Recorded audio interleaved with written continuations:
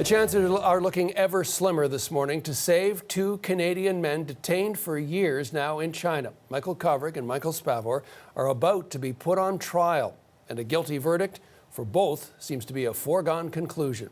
Both men being tried for espionage, charges that Canada maintains were made up for political payback. The timing of these trials is also being seen as a pressure tactic, with Canada's closest ally about to hold key meetings with China. David Cochran shows us what's at stake. It has seemed inevitable that Michael Spavor and Michael Kovrig would go to trial. And now, after more than 2 years in Chinese prisons, Spavor goes to court on Friday, Kovrig on Monday. This underscores the urgency. This shows that, there is a real process and there are lives on the line. And as we do what we can and engage in diplomacy and kind of move the system here, other things are moving ahead and we are running out of time.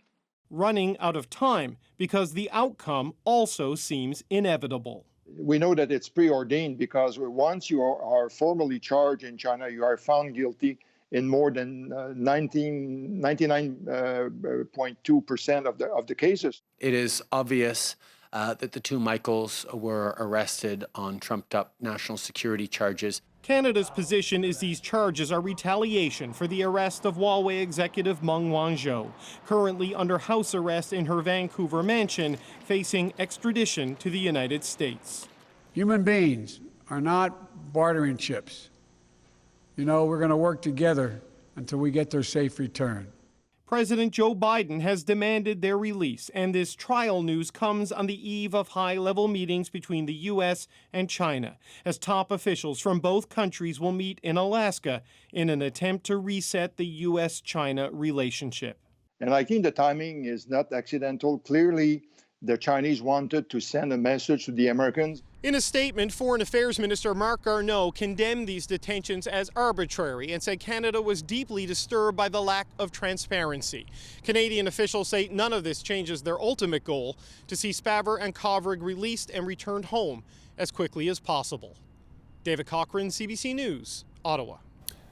We're getting some of the official reaction now from China as well. Freelance reporter Patrick Falk joining us now live from Beijing. Patrick, good to have you on the show. China's foreign ministry gave a briefing just a few hours ago. What did the ministry say about the timing around the announcement of the two Michaels trials? Well, John, there has been an enormous amount of speculation that the announcement of the trial of the two Michaels is precisely timed to coincide with these talks in Alaska between Washington and Beijing. Although earlier on at the Foreign Ministry press briefing, spokesperson Zhao Lijian insisted that the two were not linked. But you have to remember that over the course of the last few days, the US and its allies have been sending some very strong signals to China, telling it essentially that it intends to come into these talks in a tough manner. Notably, yesterday, of course, the US announced that it was sanctioning a number of Chinese officials over plans to overhaul Hong Kong's electoral system.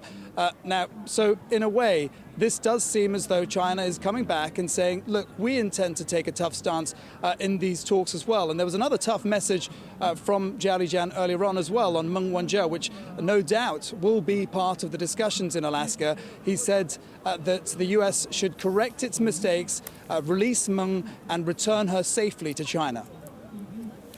Patrick, let's talk about what we know more about the hearings right now.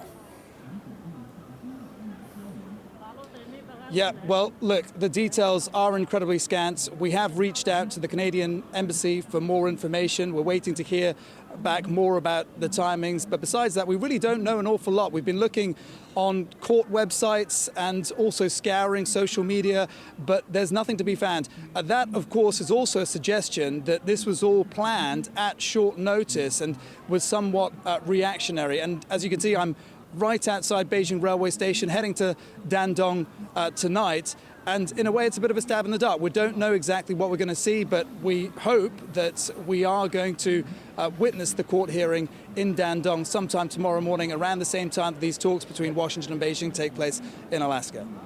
Thanks for this, Patrick. Patrick Falk reporting in Beijing.